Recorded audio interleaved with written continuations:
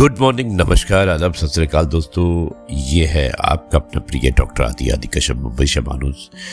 आज रविवार का दिन है। आज का एपिसोड है दिल्ली की आखिरी मेट्रो। एपिसोड नंबर है 2203। शुरुआत करता हूं इस कहानी की कुछ इस प्रकार। नई दिल्ली की सर्द रात थी।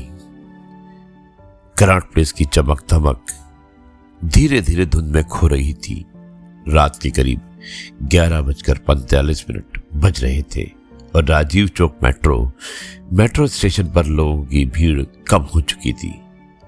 अर्जुन मल्होत्रा 28 साल का एक युवा पत्रकार अपनी थकी हुई आंखों के साथ आखिरी मेट्रो पकड़ने दौड़ रहा था। दिन भर की भागदौड़, राजनीति की खबरें और टीवी चैनलों की चीखती बहसों से उसकी जिंदगी से मुस्कान छीन चुकी थी। अर्जुन कभी सपनों से भरा लड़का था। दिल्ली यूनिवर्सिटी से पढ़ाई करके उसने सोचा था कि पत्रकार बनकर समाज बदलेगा, लेकिन न्यूज रूम की सच्चाई अलग थी। यहां सच से ज्यादा टीआरपी बिकती थी। उस रात जब वो मेट्रो में चढ़ा तो पूरा डिब्बा लगभग खाली था। केवल एक बूढ़ा आदमी कोने में बैठा था, सफेद दाढ़ी, साधारण कुर्ता और हाथ में पुरानी डायरी। अर्जुन ने ध्यान नहीं दिया और मोबाइल निकालकर सोशल मीडिया स्क्रॉल करने लगा। अचानक ट्रेन झटके से रुकी और लाइट कुछ सेकंड के लिए बंद हो गई। जब रोशनी वापस आई, बूढ़ा आदमी अर्जुन को देख रहा था। बेटा, इतनी जल्दी में कहां भाग रहे हो? उसने मुस्कुराकर पूछा। अर्जुन ने बिना दिलचस्पी के जवाब दिया, जिंदगी की दौड़ है अंकल। रुक गए तो पीछे रह जाएंगे। बूढ़ा हल्का हंसा।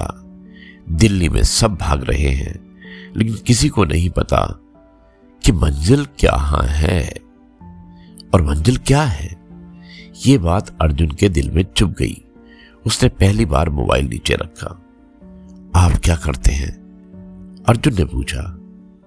मैं लोगों की कहानियां लिखता हूं, बूढ़े ने अपनी डायरी दिखाते हुए कहा। ऐसी कहानियां जो अखबारों में नहीं छपती। अर्जुन को उत्सुकता हुई। उसने डायरी खोली। उसमें दिल्ली के आम लोगों की कहानियां थी। एक रिक्शा वाला जो रोज भूखे बच्चों को खाना खिलाता था, एक लड़की जो सड़क किनारे बच्चों को मुफ्त पढ़ाती थी, और एक चाय वाला जिसने अपनी कमाई से 5 अनाथ बच्चों की पढ़ाई करवाई। लेकिन ये खबरें तो कभी टीवी पर नहीं आती, अर्जुन ने कहा। क्योंकि अच्छाई शोर नहीं करती, बूढ़े ने जवाब दिया। बुराई हमेशा तेज आवाज में आती है। मेट्रो आगे बढ़ती रही। बाहर अंधेरी सुरंगें थी, लेकिन अर्जुन के अंदर जैसे कोई रोशनी जल रही थी। बूढ़े ने अचानक पूछा, तुम खुश हो? यह सवाल सुनकर अर्जुन चुप हो गया। कई सालों बाद किसी ने उससे यह पूछा था। शायद नहीं, उसने धीरे से कहा। क्यों? क्योंकि मैं वो नहीं कर रहा जो करना चाहता था। मैं लोगों को डर बेचता हूं, गुस्सा बेचता हूं, सच नहीं। बूढ़े ने मुस्कुराते हुए अपनी डायरी अर्जुन को दे दी। इसे पढ़ना, शायद तुम्हें रास्ता मिल जाए। अगला स्टेशन आया। बूढ़ा उतर गया। जाते जाते उसने केवल एक बात कही, जब दुनिया नकारात्मक से भर जाए तब एक इंसान की अच्छाई में क्रांति बन जाती है। अर्जुन देर तक खिड़की से उसे देखता रहा। उस रात जाकर उसने पूरी डायरी पढ़ी। हर पन्ने में इंसानियत थी।